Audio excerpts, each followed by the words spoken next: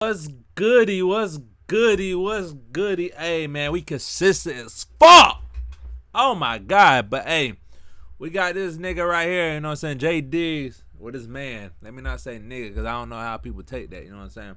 But I guess he breaking down the Michael Jackson movie. I ain't seen it yet.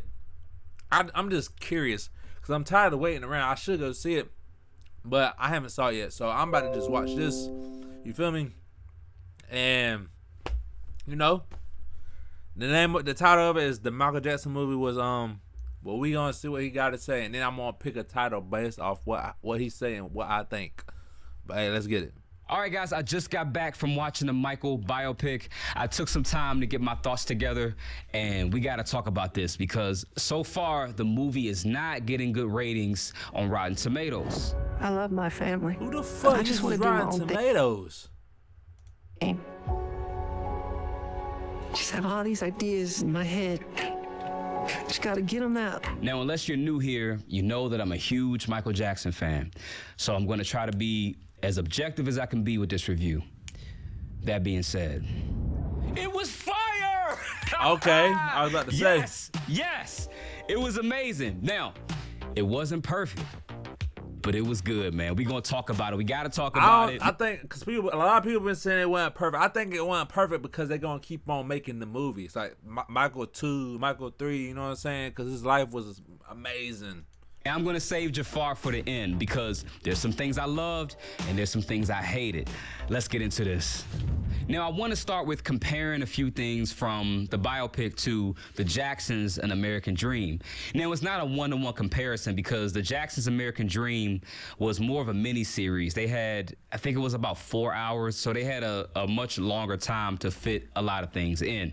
But I think it's just a natural comparison to make. And I think the American Dream movie did a way better job at the childhood era, which I guess is natural because that movie was more about the Jacksons as a family versus just Michael.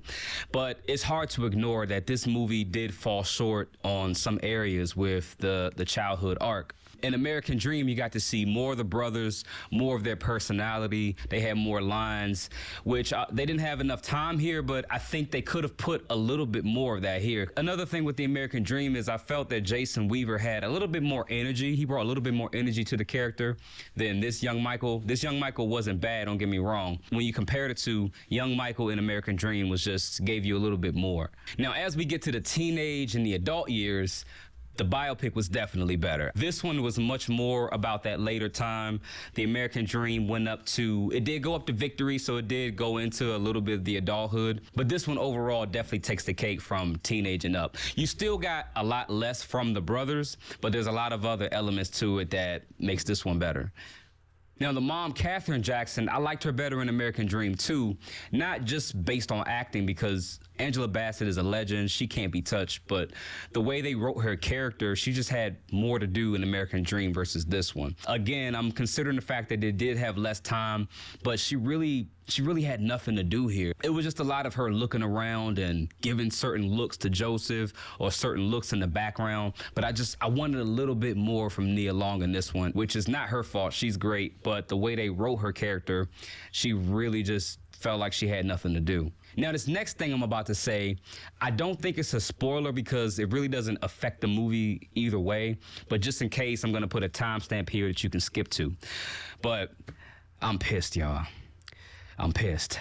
I don't know how, I don't know why, but they didn't have Janet or Reby in the movie. Now, yes, the movie is about Michael, but it was just weird to see them at home when they're children, and you know, Janet's the youngest, Reby's the oldest. So it was just weird because throughout the whole time as they were growing up, and then even when they went to LA and they were teenagers, you never see Janet. It's just LaToya. So it almost seems like Janet and Reby don't even exist in the universe because they don't even mention them. So I did a little bit of digging because I wanted to see why at least Janet wasn't in the film, and I found this interview clip from LaToya, which is disappointing, but this is what she said.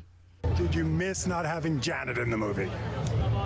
I wish everybody was in the movie. So. Did you try to convince her and say, let's do it? Well, she was asked and she kindly declined, so you have to respect her wishes. And we got to talk about Coleman Domingo. Damn. Coleman Domingo was almost my favorite part of this whole movie. He's really been killing it lately because I loved him in The Color Purple. Now, I never finished watching his show, The Madness, but the episodes I did see, he was incredible with his facial expressions, just acting, by himself. He really stepped into that show as the leading man, and here he just took it to another level. His rendition, I guess you could say, of Joe Jackson, it was incredible. We weren't there, so we don't know how Joe Jackson actually was at home, but this version that he brought, he actually made Joseph a more scarier character than in American Dream, which I don't want to keep comparing it to. But the crazy thing is, Joe Jackson was actually beating on Michael Jackson. But the thing is, do y'all think Michael would have been as big as he was if he didn't get that type of treatment? American Dream, this whole video. Let me know, Joseph's gang. character in American Dream was terrifying, but in that one, there was a lot of big actions and big moments where he's chasing them around, and he's real big-eyed, which made him, look scary. But this one, Coleman Domingo, he's calm. It was the way that he would just kind of look around and say little things, and his mannerisms that made him feel more like a villain or something from a horror movie. It was great. Now, obviously, Michael's the star, but Coleman Domingo as Joe was really the one pushing the movie forward. Now, something in the movie I really didn't like, which I touched on in my last video about the biopic, John Branca. He's running the Michael Jackson estate right now, and he's one of the producers on the movie. And I just don't like the fact that he inserted himself into the film. Like, there was no need for him, and I kind of see what Paris Jackson was talking about when she says that he's using the estate to enrich or to just kind of promote himself. Like, there's this scene that makes him out to be this main character, or this, like, he's so important to the story. It just felt shoved in there and really weird. So that's something that I didn't like. Now, I want to talk about some of the side characters. Lorenz Tate as Berry Gordy did a great job. The hair, the makeup was on point. He pretty much looked just like him. He looked just like that Michael nigga. had this really sweet moment that I really liked. Kendrick Sampson as Quincy, I didn't like him. He just felt boring to me, and I think it's a little bit on him and the writers too, because they could have given him a bigger role than John Branca, because Quincy was a laid-back guy, but they could have showed more of him doing the arranging and getting all the musicians and people together. When you listen to interviews of people who were there during the making of Thriller and Off the Wall, they talk about how Quincy was pivotal to putting the right people in place, getting people together to make the album, and how he was the whole conductor of that whole thing. But here, he's in the background. He just didn't feel important. Quincy viewed his role as a producer pretty much like a film director. So everybody that participated in his projects, he saw them as an actor, So-and-so would be perfect, is perfect for this role. So-and-so is perfect for that role, Now, for the brothers and LaToya, there's not much to talk about, right? They didn't really show them much. They were more so background characters, which is fine. All of the actors did a good job with what they had, but I wish they would have just had more to do. Now, I talked about young Michael a little bit earlier. Giuliano Valdi, he did a good job. He actually looked like young Michael a little bit more than I thought he would in some spots, not the whole time, but it was just a couple of moments where he really looked like young Michael. I love the way he danced, and I think he deserves some shine as well. I know Jafar's getting a lot of shine, but he did a good job as well. Now, earlier I said Coleman Domingo as Joe was almost my favorite character. But Jafar, he really blew me away, man. I know it's a long shot, but I think he should be in the Oscar conversation. What stunned me the most was his speaking voice. Like, if you go listen to any Michael Jackson interview, Jafar, I haven't even watched the movie. Just based off the trailers and shit like that, he deserves an Oscar, bro. I heard he got the moonwalk down like in little time, bro, and the dances and all that shit. He deserves an Oscar, damn it. Or he sounds exactly like that all the way through the movie. Just have all these songs in my head. Just gotta get them out. This is what I was put on earth to do. Ever since we were kids, we've always wanted to dance or keep the time to the music. And that's part of us. It's like something we have to have. I don't know what he did to get to that point, because you hear a lot of people that impersonate Michael and try to talk like him. It sounds good, but you can hear that they're putting on a voice. But this one, it just felt so natural. It just felt like that was the way he spoke. And you know, I was honestly doubting Jafar before seeing the movie. I don't think I was excited as some other people were to see it, because I don't like Michael Jackson impersonations or reenactments or anything like that. But this was not an impersonation. I mean, he really did embody Michael. Now you have the impersonators like Fabio, who, you know, looked the part, and the Jackson's American Dream was great, but I don't think Willie Draper or Jason Weaver really looked like Michael. Hell no. And I don't know what the hell this movie was thinking right here. If you have not seen Man in the Mirror with Flex, go watch that if you want a laugh or if you just want to get angry, because that was a horror movie. I don't know what that was. But there were moments in the Michael biopic where I literally forgot I was watching a movie. Now, like I said, it wasn't perfect. There were some moments where the makeup looked horrible, but they were few and far between. But those few and far between moments, it was pretty bad. One moment that comes to mind was the Thriller video. Now, not the zombie makeup. The zombie makeup looked good. You know, at the end, after he's a zombie and then he turns around and he's himself again singing.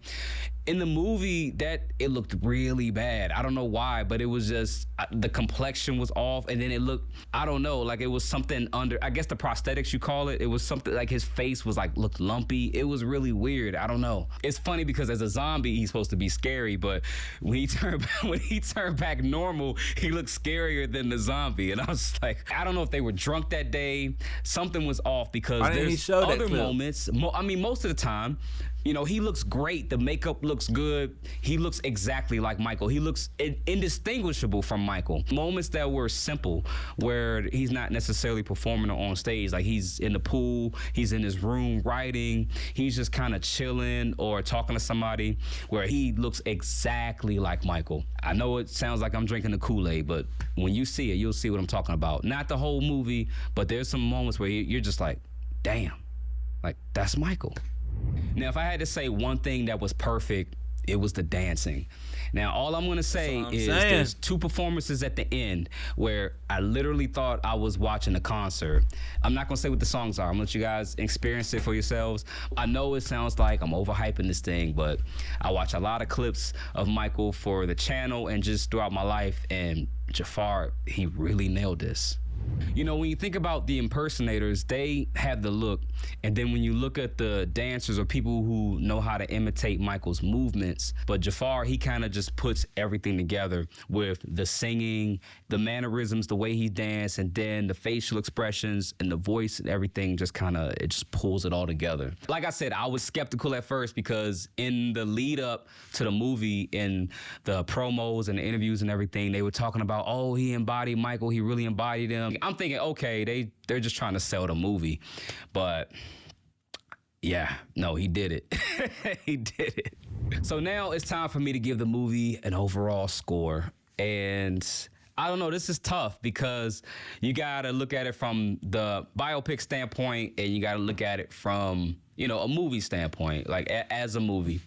And I gotta say, 8 out of 10. I gotta give it an 8 out of 10. Okay. From all the biopics that I've seen, at least, this is up there with some of the best, with the best of them. Jafar and Coma Domingo, their performance was so over the top for me. I can't give it a perfect score because of those things that I mentioned. There were people missing, and I wanted more out of some of the characters.